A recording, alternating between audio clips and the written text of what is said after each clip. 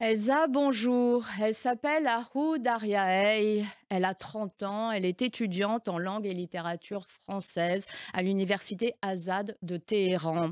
Elle est le symbole d'une révolution qui ne faiblit pas depuis l'assassinat de Mahsa Jina Amini le 16 septembre 2022 par la police des mœurs iraniennes pour un voile mal ajusté. Son prénom signifie biche, mais elle a l'air déterminée. Quand les milices du régime l'ont agressée sur le campus pour sa tenue non conforme, ils ont arraché ses vêtements pour la malmener. Alors, elle a retiré ce qu'il restait de tissu. Seule face à la violence, elle a levé le front, tenu tête, les bras croisés entre sa culotte et son soutien-gorge, et elle a marché presque nue, avec la rage du désespoir. Ahou Daryaei a baffé une théocratie tout entière sans même lever la main. En quelques heures, elle est devenue un emblème, 1000 dessins, une force virale. Fars News, média affilié au corps des gardiens de la révolution islamique d'Iran, a fait savoir que la jeune femme a été conduite dans une unité de soins comportementaux. L'hôpital psychiatrique, comme pour nombre d'opposantes. Massa aussi, il l'avait dite folle. Ce risque, l'étudiante le savait forcément. Elle savait sans doute aussi les 161 Iraniens pendus en octobre dernier. Ahou réapparaîtra vraisemblablement à la télévision, forcé de s'excuser de sa folie. Restera cette claque à l'ayatollah Khamenei, dont la rumeur, confortée par un article du New York Times paru en octobre dernier, dit qu'il est gravement malade. À 85 ans, sa succession devient un sujet. Son fils, Mojtaba, 55 ans, attend, soutenu par le corps des gardiens de la révolution islamique. Bras droit de son père, il ne sera pas plus démocrate que son géniteur, mais il y aura d'autres Massa et d'autres Ahou. Voilà, vous pourrez lire ce billet dans la revue Franc-Tireur en kiosque cette semaine. Vous y lirez ce billet, mais aussi le franc-parler de Caroline Fourest, bien sûr. Ça s'appelle Démocratie Trumpée, où il est question des États-Unis, évidemment, et de cette victoire, quoi qu'on en dise, que fut la Trumpisation des débats et qui revient à la perte de confiance dans le modèle démocratique. Caroline Fourest prévient, gare, la France paraît en meilleure santé, mais les anticorps faiblissent. Et justement, démocratie en sursis en une de Franc-Tireur cette semaine. Ces élections américaines, on en parle évidemment, mais aussi les esprits libres menacés et les ingérences russes, extrémismes et post-vérités. Comment vont les démocraties du monde? Spoiler, mal. Et c'est notre sujet dans ce numéro.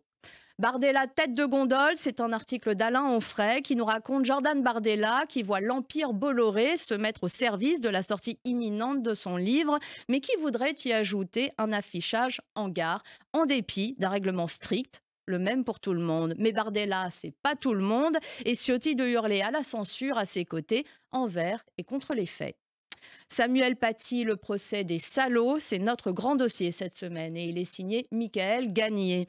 Le professeur d'histoire fut poignardé et décapité pour avoir montré les caricatures de Mahomet à ses élèves, pour avoir enseigné la laïcité et la liberté d'expression. Ceux qui ont permis cet assassinat islamiste ignoble, c'était le 16 octobre 2020, sont jugés depuis ce lundi à Paris. 7 hommes et une femme dont chacun porte une responsabilité dans cet engrenage barbare. Un procès hautement symbolique au nom des valeurs de la République.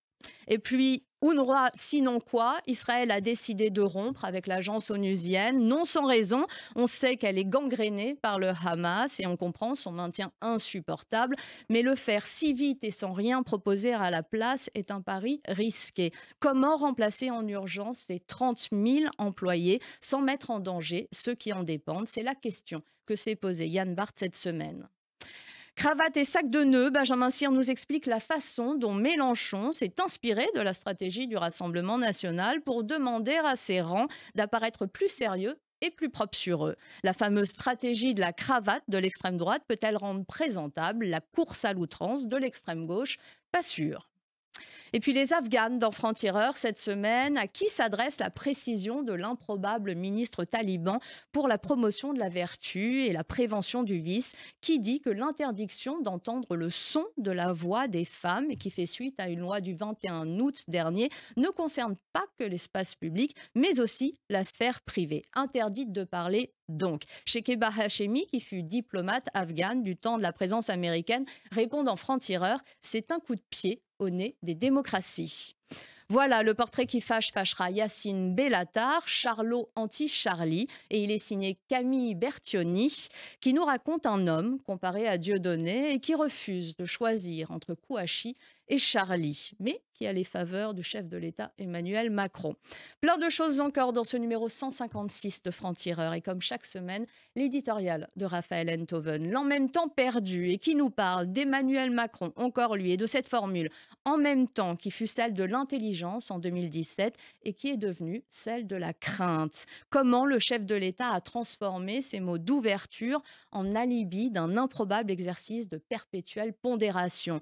De la nuance victorieuse à la victoire du relativisme, Raphaël Enthoven nous raconte rien moins que l'anatomie d'une chute de la réflexion.